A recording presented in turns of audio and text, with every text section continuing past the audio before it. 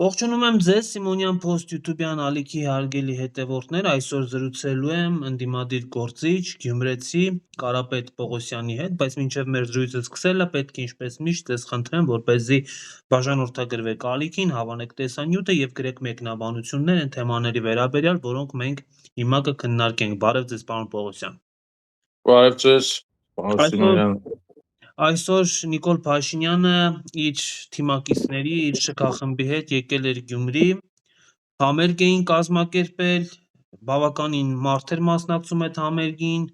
բայց հետո էլ ասում են Գյումրին Նիկոլ Փաշինյանին մերժեց, պարոն Կարապետյան, ինչպես կմեկնաբանեք։ Պողոսյան, երևի ազգանս մոռացականի։ Հուսով եմ դուք հումորով չէ ասացիք, որ բավականին շատ մարդեր մասնակցում։ Դե կադրերը, որ հրապարակել էին, այդպես էր երևում, այդպես չի եղել, դուք եք տեսել։ Անկեղծ ասած, ես ինչպես գիտեք, Երևանից կոճով էի հանդես եկել, իմ համակարգացիներին խնդրել էի, որ շարից փորձանքից հեռու մնային, որովհետև շարը գալիս էր Գյումրի, իր հետ բերելով շուն ու շանգյալներին, իր բառամտերքով խոսենք, հա, եւ հետեւաբար եւ ես եւ շատ գյումրեցիներ այսօր տնից դուրս եկան միայն խիստ անհրաժեշտության դեպքում։ Որ փորձանքին ընկնեք։ Որովհետեւ հա, որևէ մեկին հաճելի չի էլի, որ իզուր տեղը կնա շարով ընկնի պատմությունների մեջ։ Տեսեք, այսօր նույնիսկ Հայաստանը դարել է այնպիսի մի երկիր, որտեղ եկեղեցում հանգիստ աղոթել չես կարող, կամ մետրոյով հանգիստ գնալ չես կարող։ Այսօր այդ շարը եկել է դռնետուր եւ մարդկանց այսպես մազուտի նման կպնում է, հա, որ փոքր ենք, այդ խոսքը մեր մեծերն էին ասում էին մազուտի պես շարը եկավ կպավ։ Հիմա Նիկոլ Փաշինյանը ինքը հենց այդ շարն է, որը կպնում է հայ մարդկանց։ Հետևաբար ես ձեզ ասեմ, Գյումրիում այսօր ոչ միայն հրապարակը մարդաշատ չէր, այլ Գյումրին էր շատ пассив։ Ես մի քանի անգամ կարիքից դրդված երեխաներիս հարցերով, պարամունքներով մի քանի անգամ քաղաքի տարբեր հատվածներում երթևեկել եմ եւ քաղաքը չափազանց դատարկ էր, կիրակի օրվա համար անսովոր դատարկ էր։ Իսկ ինչ վերաբերվում է այ ձեր նշած մարդկանց, ես կարծում եմ ինձ կարող եմ թույլ տալ նորից Նիկոլ Փաշինյանի բառամտերքից օգտվել, ամենայն դեպս կադրերում ես մարդիկ չտեսա, տեսա շուն ու շանգյալներ, ինչպես սիրում է խոսել Նիկոլ Փաշինյանը, ինչպես անվանում է Հայաստանի Հանրապետության քաղաքացիներին Նիկոլ Փաշինյանը։ Իրականում տարբեր տեսանյութեր նայելուց մոտավորապես տեսակետ ունեցանք, որ մաքսիմում մի 3000 մարդ է եղել այդտեղ, հաշվի առնելով, որ մարդիկ էին բերվել նույնիսկ հեռավոր Մարտունիից, որոնք երևի իրենց կյանքի մեջ երբեք չէին եղել Գյումրիում, գիտենք ինչ ճանապարհով, ասենք, մարդիկ էին բերվել Թալինից, բոլոր վարչական ղեկավարներին ըստ մեր ունեցած տեղեկությունների հրահանգներ էր տրված, նաև Արտիկից, Շիրակի մարզի տարբեր գյուղերից, այսպես ամեն տեղից փորձել էին մարդիկ բերման ենթարկել, բայց իրականում չէին կարողացել ստանալ այնպիսի մի թվաքանակ, որ Գյումրու հրապարակը լցնեին։ Իսկ Գյումրու հրապարակ լցնելու համար կարծում եմ վարչական ռեսուրսը բավարար էր, եթե կարողանային այն օգտագործել կամ եթե առհասարակ վարչական ռեսուրսը այլևս Փաշինյան Նիկոլին ենթարկվում է։ Բայց դա չի էլ նշանակում, որ մենք պետք է սրանից այսպես ոգևորվենք, ուրախանանք եւ մտածենք, որ Փաշինյանի վերջը եկել է։ Ոչ, չարիքը, շարը այդպես հեշտությամբ չի հեռանում։ Դրա դեպ իսկապես պետք է պայքարել եւ պետք է պայքարել շատ արդյունավետ միջոցներով։ Պարոն Պողոսյան, ուրեմն Գյումրի ատաման անունով օգտատերը քաղաքականներին ենթադրում եմ անվանել է անթասիբներ եւ ԿՊԱ-կան Սարիկ Մինասյանը, ձեր համաքաղաքացի, ով նաև Գյումրու քաղաքապետի թեկնածու էր, գրել է, պատասխանել է այս մարդուն. ով ինձ է գրել ու իմ ընկերներին նրա տան վրա, այսինքն չհնչեցնեմ այդ բառը, սիրուն չի լինի մեր եթերով, հավանողներին էլ հետը, այսինքն եթե այդ անթասիբները 2 հոգի հավանել են, իրենց էլ հետը։ Տղա չես համարդ գրի, մի հատ էլ համարը ուզում ա, որ մարդուն, ով ընդամենը անվանել է անթասիբներ, նման խայտառակ սեռական բնույթի հայոյանքներ, հավանողներին էլ հետը, սա նորմալ է հանրային քաղաքական գործի տեսանկյունից, պարոն Պողոսյան։ Անմագարտակություն, եթե շատ կարճ, շատ անմագարտակ վերաբերմունք։ Ես չգիտեմ, Գիտեք երևի կա, պարոն այո Պողոսյան, կատեղ օրինակ ես Սարիգի մասին առանձնապես չեմ ուզում խոսել, չնայած իրեն երկար տարիներ եմ ճանաչում, ինձ թվում է բավականին լավ եմ ճանաչում, նախկինում մենք երկուսով նույն թիմի մեջ էլ ենք եղել, նույն քաղաքական թիմի մեջ։ Հուսով եմ մի հատ էլ դրա համար ինձ ստատի չի տա, բայց եթե տա է խնդիր չունեմ, ավելի շատ ես անցած տարի իրեն ափսոսում էի։ Անկեղծ ասեմ, ափսոսում էի, որովհետև յուրաքանչյուր մեկը, ով իմ ճանաչած մարդկանցից ինքը Փաշինյան Նիկոլի հետ հայր է անում, այդ մարդը իմ համար արդեն մահացած է եւ իր այսպես իրենից մնացածն էլ իմ համար դառնում է թշնամի։ Իսկապես ես այլ կարծիք եմ ունեցել Սարիկ Մինասյանի մասով, բայց ինչևէ, չեմ ուզում երկար խոսել իր մասին, ընդամենը կարճ մի բան հավելեմ նաև, հիշում եք ընդամենը 1 տարի առաջ, երբ այսպես քարոզարշավի շրջանում փորձեցին ինչ-որ կերպ նաև ներգրավել Հայաստանի Հանրապետական կուսակցությանը, հնչեցվել էր կարծիք, որ Սարիկ այդ կուսակցության անդամն է եղել, Սարիկը հերկեց, ստատի տվեց, հետո նաև տեսանյութերը կա, հայտարարեց, թե տեսնես, որ անբարոյականն է իմ փոխարեն կրել։ Փաստացի Նիկոլի Հայաստանում, Նիկոլի կողմից դատարանի նախագահ նշանակված դատավորը, Հայաստանի Հանրապետության փորձագիտական կենտրոն ՊՕԱԿ-ը հաստատեցին, որ այդ անբարոյականը փաստացի հենց Սարիկ Մինասյանն էր։ Կա դատարանի որոշում, կա փորձագետի եզրակացություն, որ այն ձեռագիրը կամ այն մարդուն, ում Սարիկ Մինասյանը համարում էր անբարոյական, պարզվեց այդ մարդու անունը Սարիկ Մինասյան է։ Եվ վատ է, իրականում ես իրեն լրիվ այլ տիպի մարդ եմ գիտեցել, մենք ընդհանուր ընկերներ ենք ունեցել, հարգանք, պատիվ, թասիբ, Գյումրիում այդ ամեն ինչը շատ կարևոր հատկանիշներ են եւ դու չես կարող Գյումրիում ապրել ու այդ ամեն ինչից վեր մնալ։ Ու իսկապես ափսոսում եմ, որ պաշտոնի աշխատանքի կամ մի քանի կոպեկի համար Սարիկը այսքան շատ փոխվեց։ Բայց նորից եմ կրկնում, կարծում եմ ինքը մեր իրականության մեջ երևի այն ամենավերջի կետերից մեկն է, որ արժի անդրադառնալ, որովհետև ունենք շատ ավելի կարևոր հարցեր, ունենք շատ կարևոր խնդիրներ եւ տվյալ դեպքում այդ խնդիրները լուծելուց հետո գուցե Սարիկը նորից գա օրինակ Հանրապետական կուսակցություն թիմում գրի եւ ուզենա մտնել այնտեղ։ Այդ դեպքում թող արդեն Հանրապետական կուսակցության ղեկավարությունը մտածի։ Պարոն Պողոսյան, Սարիկ Մինասյանի հետևից ոնց որ թե չենք հասցնում, որտեվ այս ընթացքում, որ մենք խոսում էինք, ինքը եւս 2 հայոյանք է գրել, շատ արագ է, րոպեում 4 հոգու հայոյում է, այդպիսի արագություն ունի։ Այս մեկին էլ գրել է համարդ գրի կասեմ այ ապրանք, բայց իմացի ես մտցնող եմ։ Այս մեկին էլ գրել է համարդ հələ գրի ռսի բ։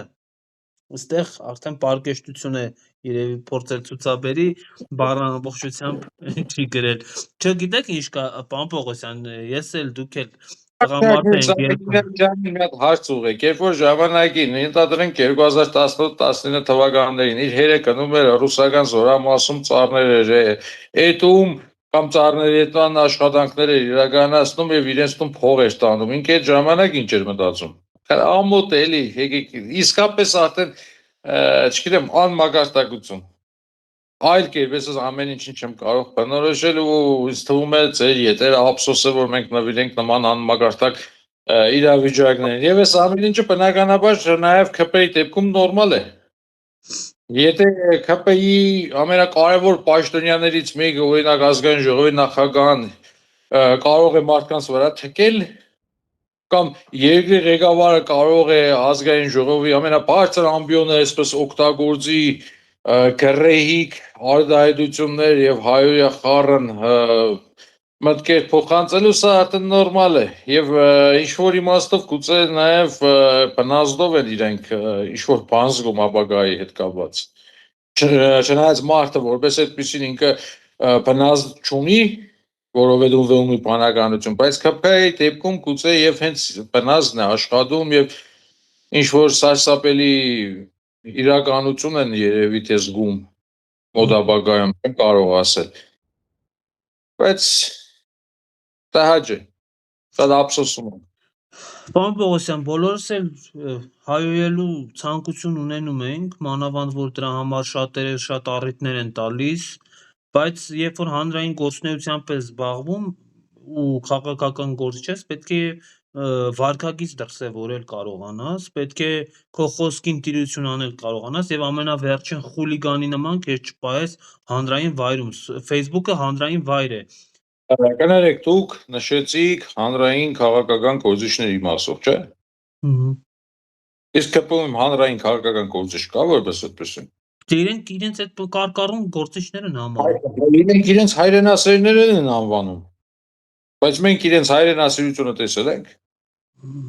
Իրենք իրենց շատ բան կարող են անվանել։ Մարդուն տադում են ինչով, նրա աշխատանքով, նրա գործերով։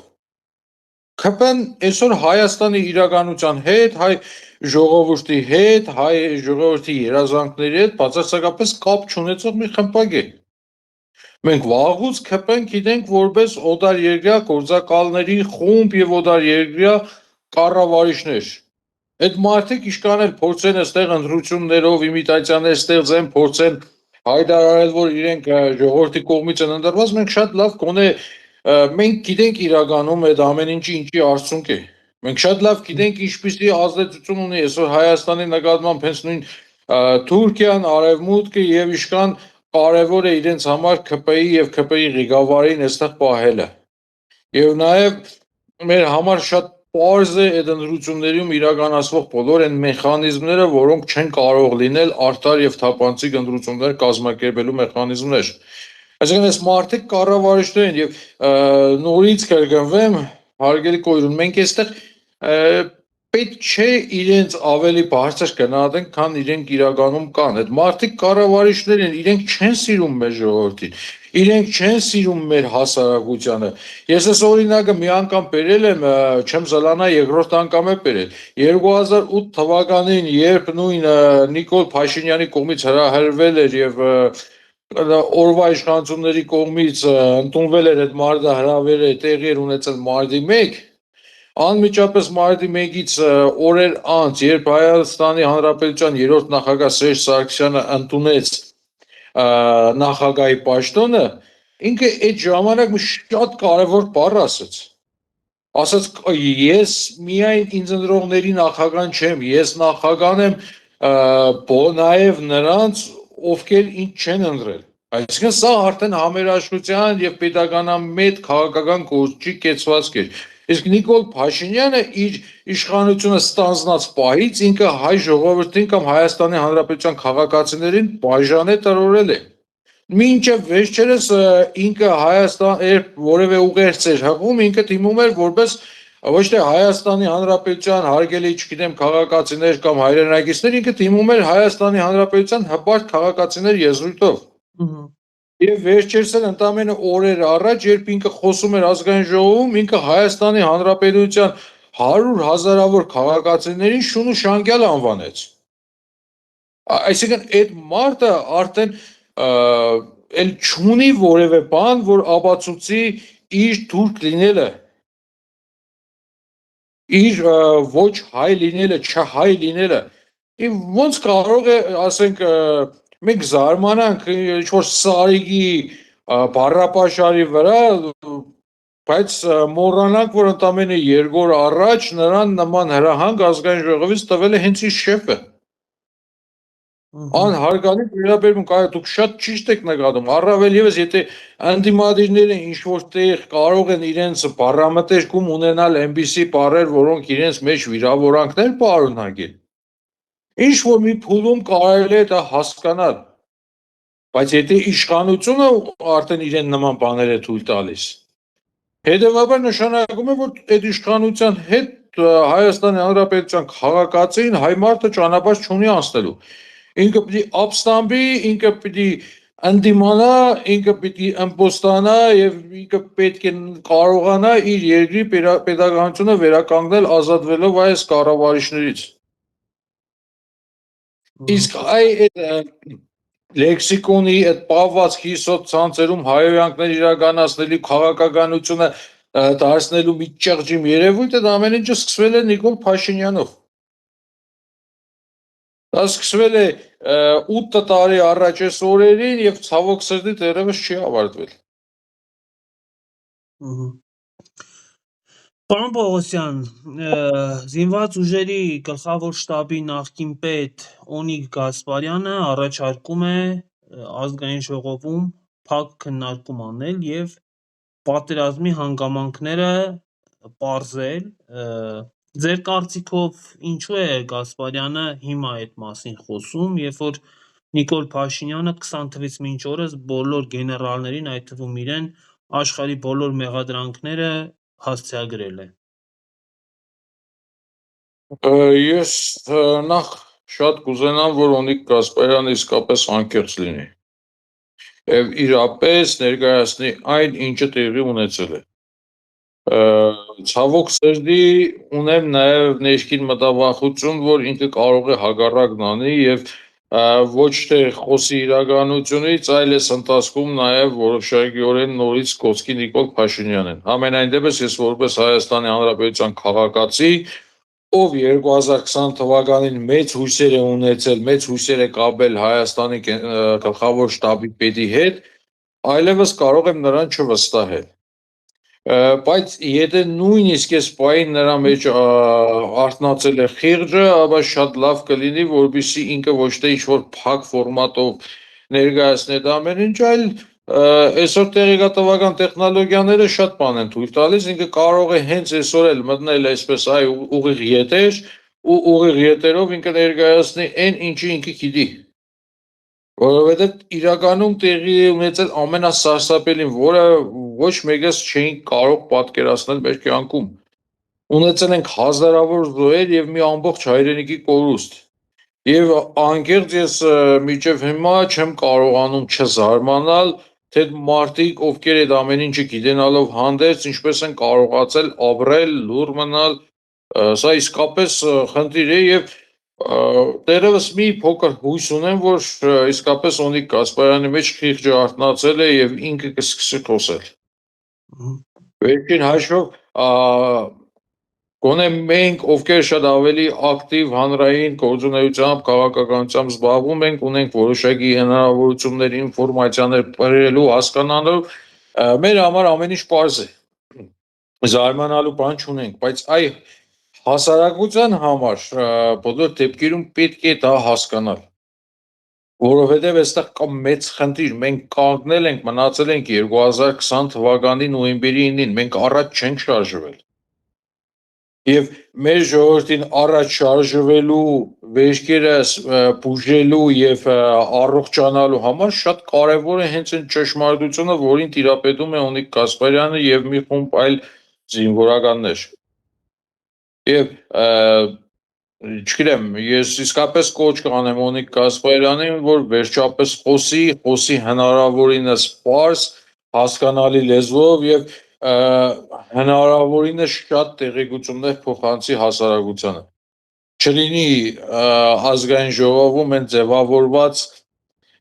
խեղկադակությունը, որ մի քանի տարի շարունակ Քոչարյան Անդոյի գլխավորությամբ հանձնաժողով ստեղծեցին, այդ հանձնաժողովով ինչ որ ուսումնասիրություններ արեցին, վերջում այդ ամբողջ